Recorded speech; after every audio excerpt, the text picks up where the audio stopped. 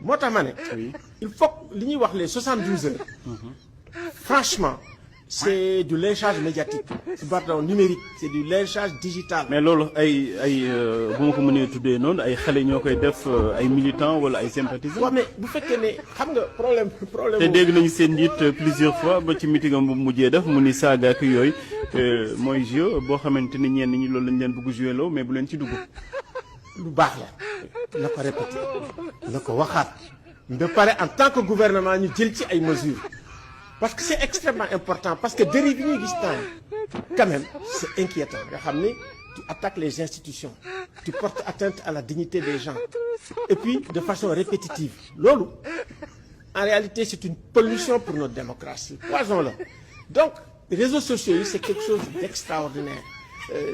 L'intelligence artificielle c'est quelque chose d'extraordinaire mais en même temps comme ni ma koy wax grec yi dañ naan pharmacone la maanaam à la fois remède la mais poison la aussi donc dañ seet nan la ñuy jëlee remède yi poison bi ñu seet nan lañ koy wàññee mënuñ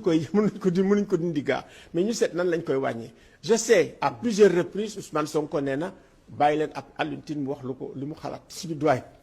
waaw waxaat na ni tamit ça mais maintenant en tant que gouvernement lañ leen di wax moom ak Diomaye yëpp parce que Diomaye quand même on a été victime aussi mënu ko wax ñun ñëpp on a été victime. kii ngeen gis day mooy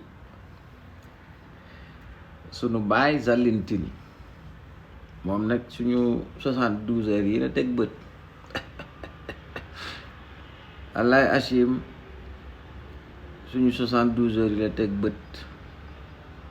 nee na yaay yoo yaay. daa bëgg ñu teg ko ci suuf bay woo sax naan gouvernement bi dañ ko def yitte pour mu dakk mbir nag boo nee daa yow kilifa nga nekk ci penc mi day wax te xam-xam ngay waxee lu mel noonu waroon ngaa jéem a rek ne serait-ce que pour être un tout petit peu crédible jéem a étudier yow sa bopp la faisabilité pour que yow bu la état woowoon sax na la tey jii dina bëgg mu dakk loo ci xalaat nuñ koy defee nga mën a joxe une solution mais xam nga ne jii ma arrêté 72 heures yii moo ko arrêté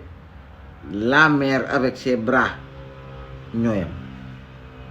kenn mënatu ko kii xanaa cette révolution numérique là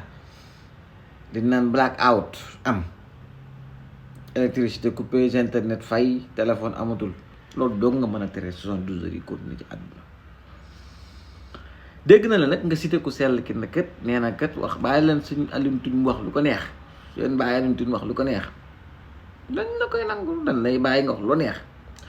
waaye ni mu la waxee loolu noonu la ñu waxee ñun li ne nañ ci ne te pour Sénégalais yi xamul 72 heures mooy lan mooy lii Sénégalais yi di def mooy ku juum ñu jubbanti la mag bu toog wax lu dul dëgg ay gone yu ndaw fàttali la na dangaa wax lu dul dëgg ku say waxi démb waroog say waxi tey ñu ñëw tegal la say waxi démb ak say waxi tey pendant 72 heures képp ku dugg ci penc mi yaakaar na yaa gën nit ñi ñu fàttali fi nga jóge képp ku luubal balaa ngoona mu wër Sénégal ñu ngawte la 72 heures moo xam nga bokk ci pouvoir moo xam nga bokk ci opposition moo xam nga bëgg Ousmane Sonko moo xam nga bañ Ousmane Sonko ak koo mën ci doon ci Sénégal fii ne nii bu leen jël 72 heures yi moomale ko Pastef c'est une chose boo xam ne si Sénégal yépp ci dëppoo di ko def ñépp a yor seeni téléphone jënd seeni connexion yor seeni plateforme lépp lu xew ci réew mi comme actualité ñu ciy wax pendant 72 heures ba ñi nga xam ne ñoom la concerne ñu def ay erreur ñu xam ne kët jamono soppeeku nu lépp lu waay wax ci internet lay des lépp lu waay wax balaa ngoon a mu wër àdduna pourtant bàyyi Alioune Tine li naan malhonnêteté des intellectuels moo la xaw a jàpp rek waaye xam nga ne 72 heures yii moom lañ doon def setal gi aha 72 heures yi nga naan nañ ko dindi moom lan doon def setal yi pendant 72 heures ñu ciy communiquer wala sax des semaines moom la ñuy def lépp luy sensibilisation ci réew mi ay gone yu kenn fayul ñooy toog ci réew mii di ci sensibiliser lu état daan jël daan ci fay millions wala ay milliards daan fay ay troupes ñuy ñëw def ay sketch pour sensibiliser léegi grâce à li nga xam ne ci mooy les 72 heures état soxlaatul fay mu nekk quelque chose de bénéfique pour le pays. bàyyi li nag li ma metti mooy li nga tudd ci wax ji attaquer des institutions wax dëgg fa yàlla institutions yi Sénégal yi de gisatuma ku leen ñemee attaquer ci réseaux sociaux ñi leen di attaquer moo nekk ci télé yi te muy am hebdomadaire télé bu émission buy am vendredi ba jot wala mercredi ba jot wala mardi ba jot nga koy gis di teg sa bët tous les jours émission boobu heure bu amee ñu saaga une institution te jéemoo wax nañ arrêté si émission yooyu te xam nga ñi ko mën a arrêté te loolu c'est possible ñu arrêté ko pourtant jéemoo ci lenn bis bu ne ñu saaga premier ministre bii saaga wuñ ko institution bi la ñuy saaga muy primature bis bu ne nga gis ku toog wax Almalick Ndiaye lu bon mooy saaga institution attaqué institution te ñun nekk bu dee ñun moo tax ngay wax parce que wax dëgg yàlla attaqué wuñ benn institution parce que institution yi moom ñu ne ñoom a ànd dañ leen di promouvoir au contraire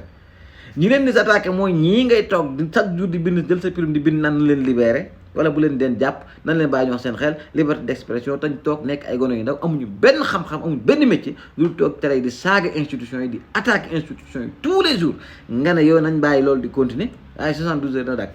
ndax 72 heures yi mooy attaqué les institutions ay père wallaay Achille rus naa sa béjjaay waaye kon maa la yow ku malhonnête intellectuellement nga xam naa yow demal jaamu ji yàlla la sëñ bi demal naafila ji te bàyyi sa caaxaan yi demal naafila ji 72 heures yi mënoo koo dakkal de 72 heures yi kenn mbindeef ci àdduna mënu tax mu dakk li muy defar a bëri